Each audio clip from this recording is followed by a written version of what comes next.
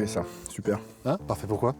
En fait, je fais mon engrais moi-même, donc je mets un peu de terre, un peu de feuilles, tu sais, pour l'humus, quoi. Ouais.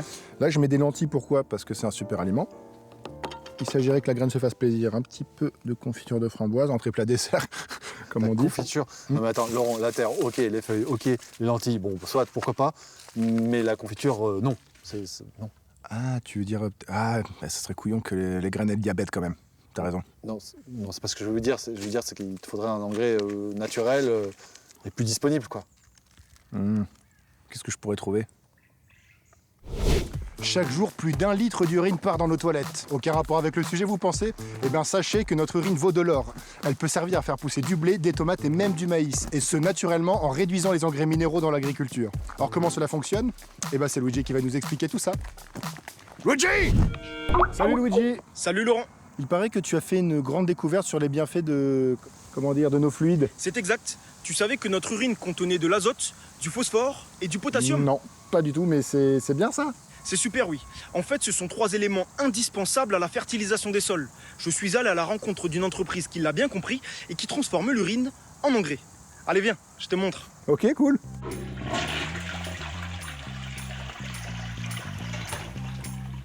Vous aussi, ça vous arrive de vous demander ce qu'on pourrait faire de tout ce liquide dont on se débarrasse chaque jour? Imaginez, on produit en moyenne 1,5 litre en faisant pipi 6 fois par jour et on est 6 millions de néo-aquitains. Si je fais un petit calcul rapide,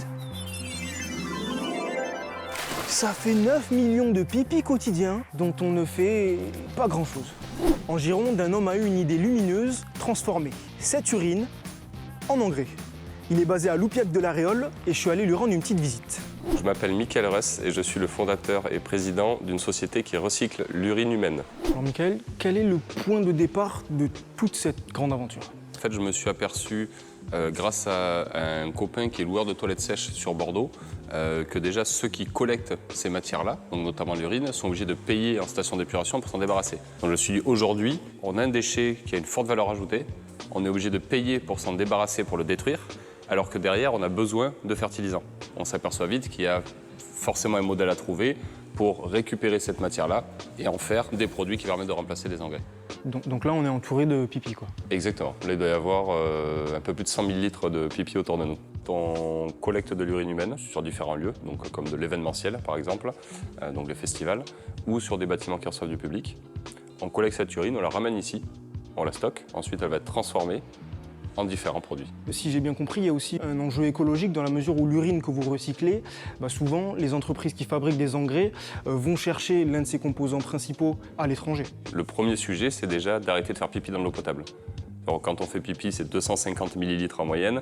On se sert après d'une chasse d'eau qui fait entre 3 et 6 litres d'eau pour évacuer ça. Ensuite, effectivement, dans l'urine, on retrouve les 3 engrais principaux que sont l'azote, le phosphore et le potassium. Tous les engrais qu'on utilise, ce sont soit des engrais qui sont produits à base de ressources pétrosourcées, ou gazières d'ailleurs, ou alors c'est de la mine. C'est-à-dire, par exemple, le phosphore, effectivement, aujourd'hui, on l'extrait de mines marocaines, mais il faut arrêter toujours d'extraire dans les mines ou d'utiliser des ressources fossiles pour en fabriquer, mais tout simplement, une fois que c'est fabriqué, le remettre dans le cycle. On a fait un tour dans cette usine, mais moi je suis quand même curieux de savoir comment on passe de l'urine à l'engrais. Là, on peut aller voir au labo, en fait, la différence entre de l'urine qui sort de l'urinoir et le produit qu'on fait à la fin, de voir les petites bactéries, etc. Allons-y. Donc voilà, là on est au labo.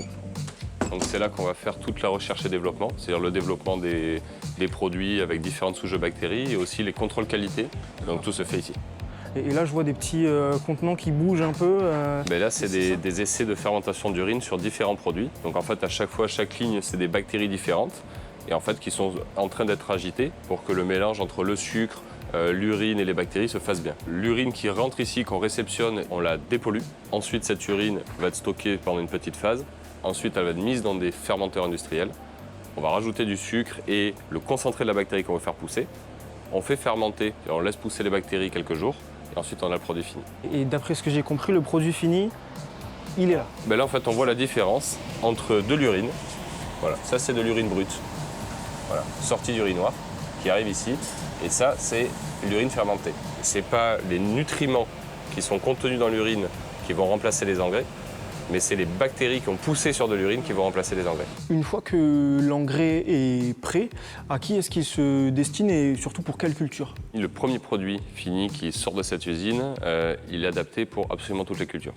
C'est-à-dire à la fois grande culture, jardin paysager, horticulture, maraîchage, on peut le mettre partout.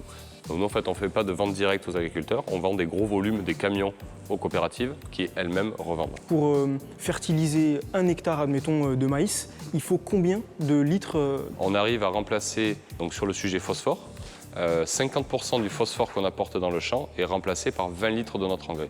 Donc on met 20 litres par hectare de notre produit et ça permet de remplacer plusieurs dizaines de kilos d'engrais qui est à la fois une ressource finie et qui est assez polluant.